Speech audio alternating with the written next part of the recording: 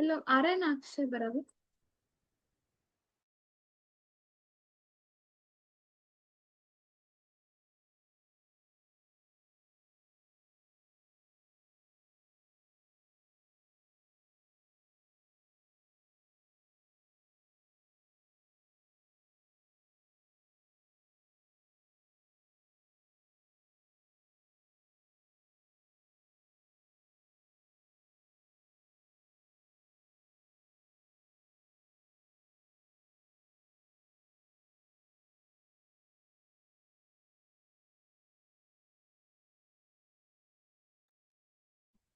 चलो, now we are moving towards what? Off the job training. अभी off the job training देखते हैं।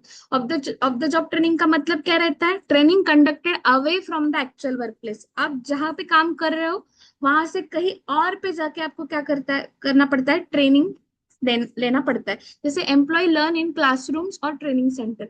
इस केस में स्पेसिफाइड एक डेलीगेटेड क्लासरूम्स और ट्रेनिंग सेंटर्स बनाए जाते हैं एम्प्लॉयज के लिए, ट्रेनिंग के लिए।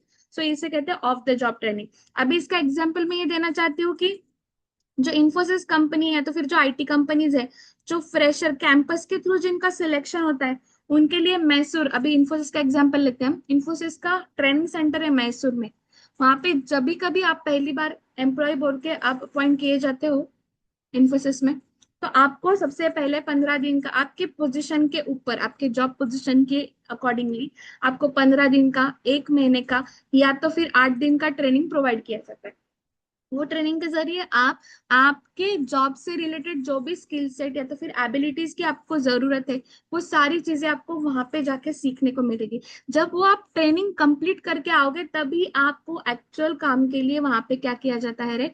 अपॉइंट किया जाता है। तो ऑफ द जॉब ट्रेनिंग मतलब क्या? जहाँ पे आपका, फॉर एग्जाम्पल आप इन्फोसिस के पुणे कैंपस में सिलेक्ट हो गए, बट आपको ट्रेनिंग लेने के लिए मैसूर जाना पड़ेगा, और वो मैसूर का ट्रेनिंग आपका आपके पोजीशन के ऊपर होगा, जॉब की पोजीशन के ऊपर। सो ये सारी चीजें ऑफ द जॉब ट्रेनिंग में कंसिडर होती है। इसके मेथड्स है, तो देखो, पहला है method lectures and classroom instruction. यहाँ पे क्लासरूम्स के जरिए टीचिंग एंड लेक्चर्स दिए जाते हैं, ट्रेनिंग दिया जाता है। जैसे मैनेजमेंट क्लासेस फॉर एम्प्लॉय, जिससे जो आपके पास जो आपके एम्प्लॉयज है उनको मैनेजमेंट के क्लासेस दिए जाएंगे। ओके, उसके लिए अलग से ट्रेनिंग सेंटर या तो फिर एक अलग से कोचिंग रूम बनाई जाएंगी। तो इसके जरिए भी आप ऑफ द जॉब ट्रेनिंग दे सकते हो। दूसरा, कॉन्फ्रेंस मेथड। इसका देखो, employ discuss the problem and the ideas in the meeting और कॉन्फ्रेंस। या तो फिर एक कॉन्फ्रेंस ली जाएगी, मीटिंग ली जाएंगी एम्प्लॉयज की, और वहां पे क्या करेंगे? आप प्रॉब्लम्स को डिस्कस करेंगे। ये भी ट्रेनिंग देने का एक मेथड है। बाद में तीसरा आता है ग्रुप डिस्कशन के जरिए। ग्रुप डिस्कशन करके आप आपके ओपिनियंस एंड आइडियाज ग्रुप में क्या कर सकते हो? एक्सचेंज कर सकते हो। इससे आपका कम्युनिकेशन भी इंप्रूव होगा और टीम वर्क भी आपका बढ़ेगा। बाद में आता है रोल प्लेइंग। इसमें क्या आता है? Employ act out situation to learn behaviour and communication. इसका एग्जांपल देखो, कस्टमर सर्विस ट्रेनिंग। आपको रोल प्लेइंग दिया जाता है। इसमें क्या होता है? एम्प्लॉय क्या करते हैं? एक्ट करते हैं, ओके, सिचुएशन को, जो एक्चुअल सिचुएशन कैसे आ सकती है और उसमें आपको कैसे कम्युनिकेट करना, कैसे बिहेव करना है। तो रोल प्लेइंग में आपको पता चल जाता है। जैसे कस्टमर सर्विसेज को कैसे हैंडल करना है, और आपको डायरेक्टली कॉल पे आपको कॉल उधर से लगाएंगे वो, और आपको बोलने के लिए कहेंगे, और फिर आपको वो उस प्रकार से ट्रेनिंग देंगे। फिर बाद में आता है case studies. Okay, employ analyse the business problem and suggest the solution. इस केस में क्या होता है? एम्प्लॉयज बिजनेस प्रॉब्लम्स को एनालाइज करते हैं और उस हिसाब से क्या देते हैं? सोल्यूशन सबको एम्प्लॉयज को प्रोवाइड किया जाता है। तो case studies is also one of the method of आपका ट्रेनिंग का, ये एक ऑफ द जॉब ट्रेनिंग का एक मेथड है। बाद में आता है T group training. T group training का मतलब सेंसिटिविटी ट्रेनिंग भी कहा जाता है इसको। इसमें देखो, ये training that improves interpersonal relation and self awareness. ऐसी ट्रेनिंग जिससे इंटरपर्सनल रिलेशनशिप्स भी इंप्रूव होते हैं, मतलब जो एक दो एम्प्लॉयज के बीच का रिलेशंस भी इंप्रूव होते हैं, और सेल्फ अवेयरनेस भी बढ़ता है। जैसे बहुत सारी कंपनीज है, वो क्या करती है? साल में एक बार लोगों को बाहर लेके जाती है, मतलब वर्क प्लेस से कहीं बाहर, मतलब एखादे प्लेस पे लेके जाएंगी। वहां पे उनको 4-5 दिनों की छुट्टियां टाइप ही रहता है ये चीजें। वहां पे ट्रेनिंग सेशन दिया जाता है, मतलब ओपन इन्वायरमेंट में एखादा रिसोर्ट बुक वगैरह किया जाता है, लोगों को पहले रिलैक्स किया जाता है। फिर उसका उद्देश्य यही रहता है कि आपके साथ जो काम करने वाले लोग हैं उनके बीच में और आपके बीच में रिलेशंस, उनके और आपके बीच में क्या बने रहे?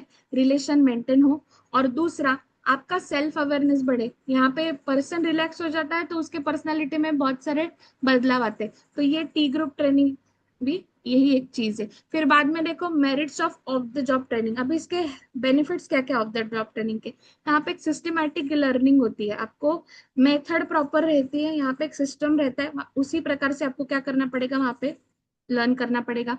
दूसरा, better concentration.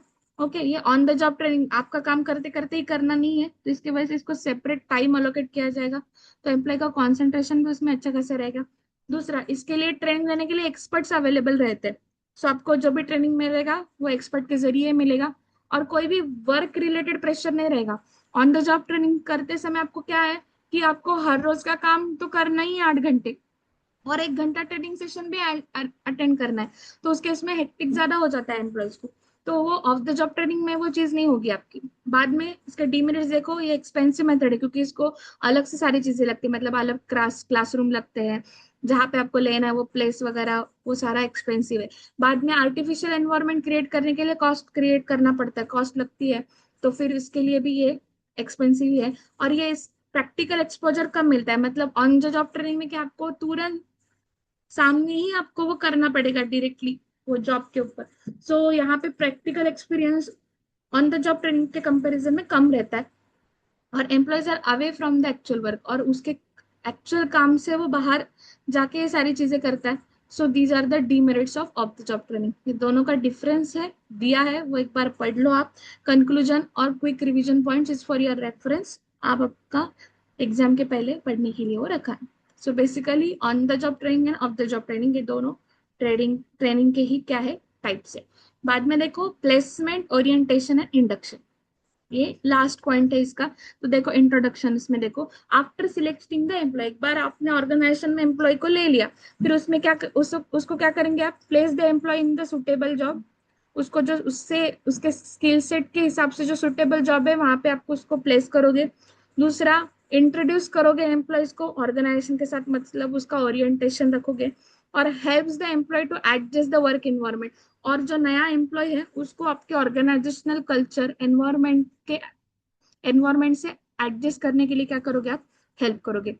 So planning, orientation and induction are the final stages of staffing process. ये क्या है, फाइनल स्टेप है स्टाफिंग प्रोसेस की। तो उसमें आता है सबसे पहला प्लेसमेंट। प्लेसमेंट में क्या होता है, आप क्या करते हो, असाइन करते हो किसको रे, जो कैंडिडेट आपने सिलेक्ट किए है उनको जॉब क्या करते हो, असाइन करते हो। इसमें क्या क्या इन्वॉल्व होता है, डिसाइडिंग द जॉब पोजीशन, इसमें कौन सा पोजीशन के ऊपर आप एज एम्प्लॉय बोल के अपॉइंट किए जाओगे वो डिसाइड किया जाता है। दूसरा, आपको ड्यूटीज आपकी असाइन की जाती है।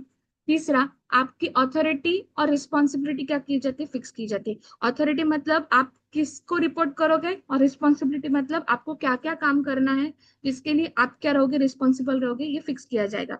प्लेसमेंट का डेफिनेशन देखो, determination of the job to which an accepted candidate is assigned. Simple है, क्या डिटरमाइन करना रे, जॉब डिटरमाइन करना, और which an accepted candidate is assign, और जिस जो कैंडिडेट को आपने एज ए एम्प्लॉय बोल के अपॉइंट किया है उसको वो जॉब को क्या करना, असाइन करना, is nothing but what, placement.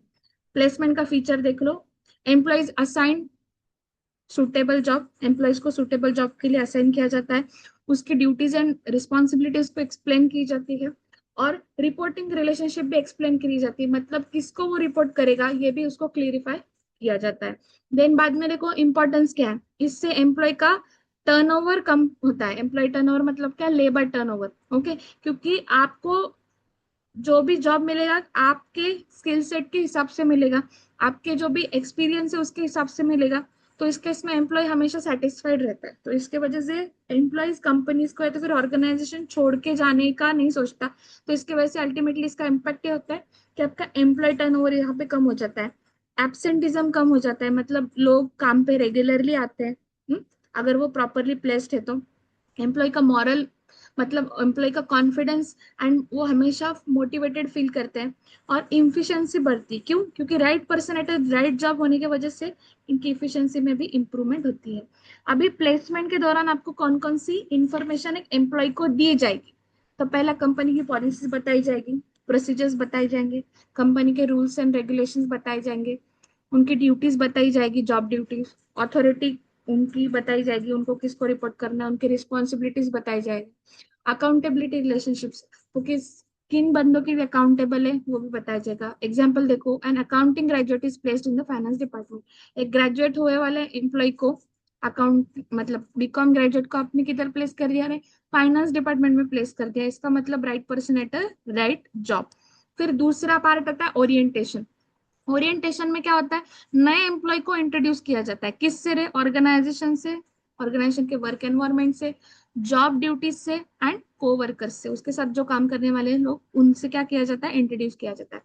Large organisation usually conduct the formal orientation programme through the HR department. जो बड़े बड़े ऑर्गेनाइजेशन है वही एक ओरिएंटेशन प्रोग्राम क्या करते हैं रे, कंडक्ट करते हैं। और बेसिकली एचआर डिपार्टमेंट की रिस्पॉन्सिबिलिटी रहती है कि ओरिएंटेशन कंडक्ट करना।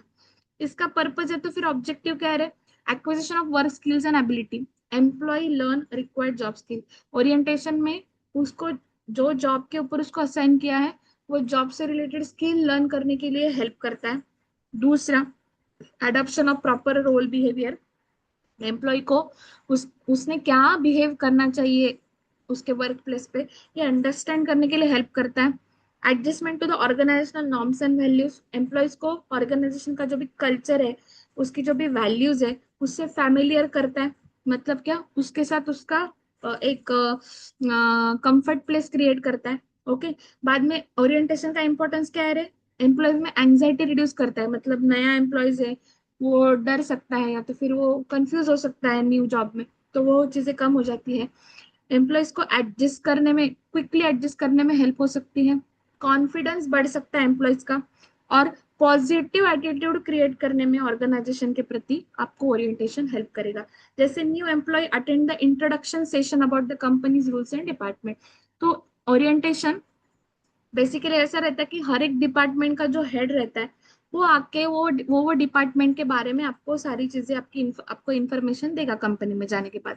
और ये क्यों रहता है कि आपको कंपनी का नॉलेज होना जरूरी है, कंपनी में कैसे वर्क किया जाता है या तो फिर कंपनी में कैसे सारी चीजें चलती है, इसके लिए ओरिएंटेशन प्रोग्राम बहुत इंपॉर्टेंट है। फिर बाद में आता है इंडक्शन। इंडक्शन में क्या रहता है, फॉर्मल वेलकम रहता है कंपनी में एम्प्लॉय का, और इंट्रोडक्शन रहता है एम्प्लॉय का ऑर्गेनाइजेशन को और जॉब के लिए। इससे इससे क्या होता है, एम्प्लॉय कंफर्टेबल फील करता है और ऑर्गेनाइजेशन का पार्ट है ऐसा फील करवाया जाता है उसको। इसका ऑब्जेक्टिव क्या रहता है, make employees feel at home. Okay, जैसे उसको बेसिकली उसको कंफर्टेबल करना। ऑर्गेनाइजेशनल कमिटमेंट उसकी क्रिएट करने में इंडक्शन आपको हेल्प करेगा। एम्प्लॉय को उसका वर्क प्लेस पे जो कल्चर है वो समझने के लिए इंडक्शन हेल्प करेगा। और इससे क्या होगा रे, इफेक्टिवनेस बढ़ेगा उसका जॉब में का। तो इंडक्शन क्या है, बेसिकली एक नया पर्सन अगर आपके घर पे आता है तो हम कैसे उसको इंट्रोड्यूस करवाते हैं, सिमिलर वे में ऑर्गेनाइजेशन में भी इंडक्शन होता है। इसका इंडक्शन का इंपॉर्टेंस ये है कि एम्प्लॉय का सेटिस्फेक्शन बढ़ाता है, कंफ्यूजन दूर करता है उससे उसको कुछ रह गए तो। बाद में employees helps employees to start work smoothly start करने में उसको हेल्प करेगा। और लॉयल्टी बिल्टअप करने में ऑर्गेनाइजेशन के प्रति ये आपको क्या कर सकता है, हेल्प कर सकता है। ये तीनों का भी डिफरेंस मैंने दिया है, वो आप एक बार पढ़ लो, बहुत इजी है। उसका flow, relationship among the placement, orientation, induction. पहले क्या होगा, सिलेक्ट होगा एम्प्लॉय, फिर बाद में प्लेस किया जाएगा, फिर उसका ओरिएंटेशन रखा जाएगा और फिर इंडक्शन रखा जाएगा। तो उसका कंक्लूजन और quick revision point is for exam point of view से एक बार वो घर पे जाके पढ़ लो, ये आपको रिवीजन के लिए काम आएंगे। अभी लीडिंग, लीडिंग देखो, लीडिंग का मीनिंग क्या है, leading is an important function of management. Leading में क्या आता है, गाइड करना, इन्फ्लुएंस करना, मोटिवेट करना और डायरेक्ट करना लोगों को, किसके लिए रे, ऑर्गेनाइजेशनल गोल्स को अचीव करने के लिए। अभी रिकार्ड ड्राफ्ट नाम का एक पर्सन है, उसने लीडिंग का डेफिनेशन क्या दिया है, leading is a use of influence to motivate employ to achieve the organisation objective. Basically employees को मोटिवेट करना और इन्फ्लुएंस करना, किसके लिए रे, ऑर्गेनाइजेशनल गोल्स को अचीव करने के लिए, उसे क्या कहते हैं, लीडिंग। लीडिंग मतलब what ever done by the leader, एक लीडर क्या क्या चीजें करता है वो सारा लीडिंग में क्या होता है, कंसिडर किया जाता है। देखो, leading means encouraging employee to work willingly and enthusiastically for achieving the organisational objective.